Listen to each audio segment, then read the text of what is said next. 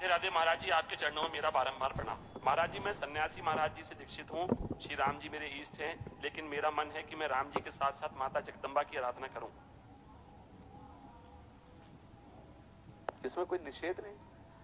राम जी की उपासना में तो कोई निषेध है नहीं। जानकी जी जब राम जी का वर्ण करने जा रही तो जगदम्बा की तो उपासना करती और वो आशीर्वाद देती, मनुजा ही राज्यो मिले सोबर सहज सुंदर शावरो। आहा। तो और जब गोपीजन सावरे श्याम सुंदर को प्राप्त करना चाहती तो कात्यायनी की उपासना करें, इसमें कोई निषेध तो है नहीं। क्यों, क्या संशय? किनके?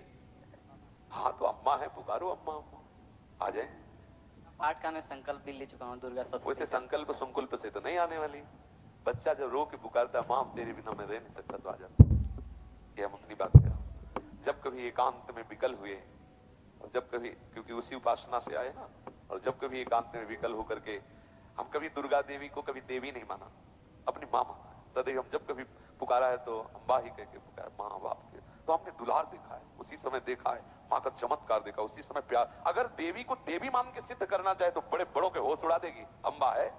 एक बार वो जो महर्षि महेश योगी है ना, पधार गए, हालैंड में रहते थे, तो उनके एक गुरु भाई थे छोटे, तो उन्होंने देवी को सिद्ध करने के लिए पूरी व्यवस्था की और अनुष्ठान किया। देवी के मंत्र का अनुष्ठान किया। मंत्र का अनुष्ठान पूर्ण होने के पहले परीक्षा होती है।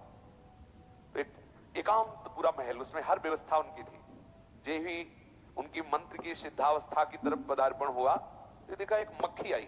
ऐसे एक देवी का नाम भ्रामरी है, ऐसे तो एकदम दृष्टि बदली। जब मक्खी की तरफ दृष्टि गई तो देखा एक नव किशोरी सुंदरी मुस्कुरा रही। बस विचलित हो गया, अंदर वो भाव नहीं रह गया मां का।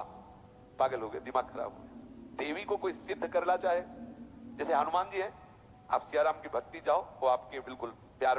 अगर सोचे कोई हनुमान जी को सिद्ध कर ले तो निश्चित सब, हमने मतलब ये सब बातें देखी है, भ्रमण की है ना, तब सब ये देखा।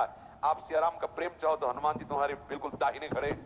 और अगर हनुमान जी को सिद्ध करना चाहो तो तुम्हारे होश उड़ जाएंगे, नाना याद आ जाएंगे, पक्का बात है। तो ऐसे ही देवी के दर्शन की लालसा हो और देवी को वात्सल्य भाव से पुकारा जाए, क्योंकि जगदम्बा है ना। निश्चित हमने ऐसे एक नहीं सैकड़ों बार ऐसे देखा है कि मां बिल्कुल साक्षात विराजमान है और एकदम बिगड़ी बात को एक मिनट में संभाल दिया, ऐसा। तो अब हमें अभी परसों चिंतन हो रहा था कि देखो अपने अंशी के समीप भेज दिया। ये जितनी देवी शक्तियां हैं ये सब हमारी लाडली जी के अंश है। लाडली जी सबकी अंशी है, रोज प्रमाण देखो मिल रहा है। तो अपनी अंशी श्री जी के चरणों में भेज दिया। हम कहीं दूसरी जगह नहीं, जो एक धारा निकल रही थी, जहां से धारा निकली उस धारा ने वहीं पहुंचा दिया। उसका नाम राधा है, जहां से धारा है प्रकट हुई। तो देवी उपासना निंदनीय नहीं है, लेकिन निंदनीय भाव से उपासना निंदनीय। हम बोले बकरा चढ़ाना और बोले शराब चढ़ाना तुम्हारे नाश का कारण बनेगी भाई। और माँ है, माँ की गोदी में चरणारविंद में लेटो, देखो कितना उनका दुलार मिलता है। वो अपने आप सही मार्ग, वही समस्त सृष्टि की बुद्धि स्वरूपा है। अगर वो कृपा न करे तो कोई परमार्थ में चल ही ना पावे। या देवी सर्वभूतेषु बुद्धि रूपेण संस्थिता नमस्तस्यै नमस्तस्यै नमस्तस्यै नमो नमः। इसलिए आप उपासना करिए, लेकिन संकल्प करके सिद्धि रूप नहीं, माँ रूप। मेरी माँ है, मैं अपनी माँ का चिंतन कर रहा हूँ, माँ का यश गा रहा हूँ, माँ की प्रसन्नता के लिए।